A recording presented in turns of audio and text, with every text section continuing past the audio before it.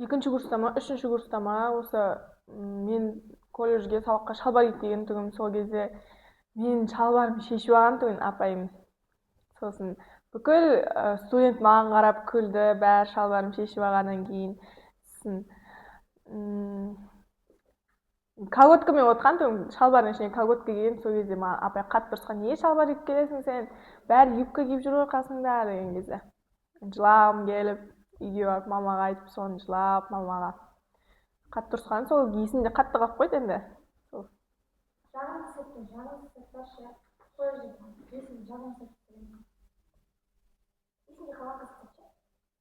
Қызықты сәт.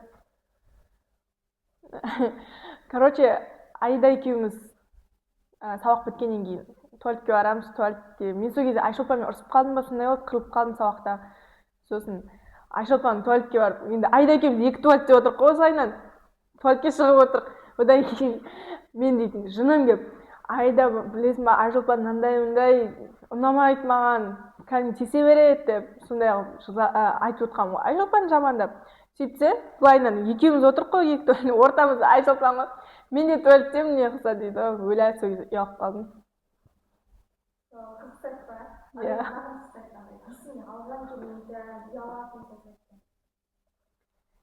Ұялатын жағымсыз сәт. Ондай жоқ менде.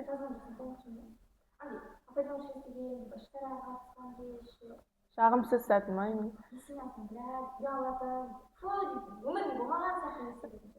Қашып кететін кездер бола ма?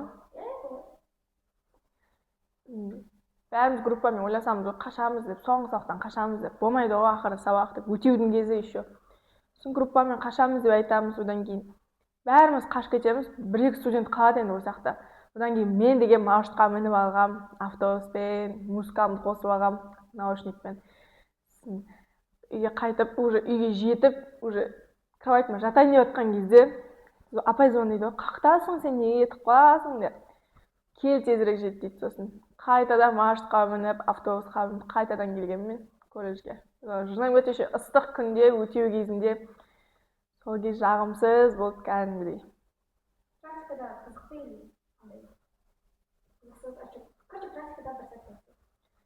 Практикада 8 мартта тәрбие сағатының уақытында уже мен дейтін оқушылар дипломмен құттықтап жатырмын ғой қыздарды. Осындай қыз деп шақырып жатамын. Одан кейін бәрі біткеннен кейін мен сынып жетекшім тұрады да: ал енді осы біздің неше ай бойы бірге жүрген практикантымызға да подаркым бар дейді. Маған сол кезде подарка берген тұғын 8 мартта. Мен вообще күтпедім сол кезде. Приятно болып қалды.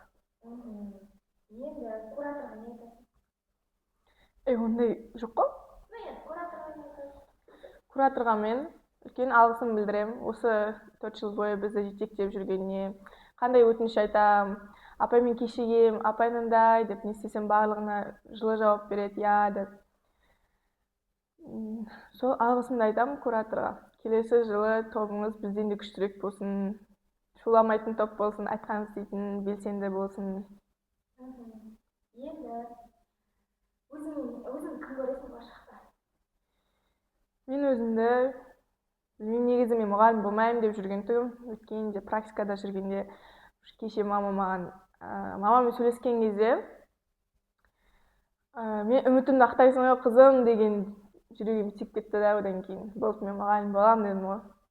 Мұғалім боламын мен, үміттерімді ақтаймын дедім. Сосын енді мен болашақта өзімді жақсы мұғалім ретінде көремін. Андай мектепте болады ғой, сыйлы апайлар, сыйлы әдемі болып келетін, сондай болатын шығармын деп тұрмын енді. Бұйырса көреміз. Өзің мотивация айтшы.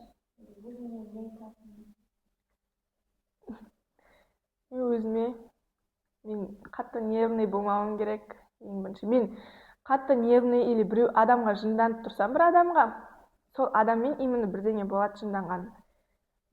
Часто байқаймын соны. Мен жынданамын ғой сол адамға. Жамандық болмаса, әйтеуір онша емес нәрселер болады сол адаммен. Сол үшін қатты жынданбауым керек, нервный болмауым керек, сабырлы болып, сосын жүрегімді жібіту керек маған. Таспын ғой мен. Эмоциям білдіре алмаймын, сол эмоциям барлығын сыртқа шығарып үйрену керек. Енді қазіргі сәтте группасы. Қазіргі сәтте ме, әлде болашақта? мен группаластарыммен ешкіммен араласпасам да, ондай сөйлеспесем де, әрдайым жақсылық тілеймін. Әйтеуір кіммен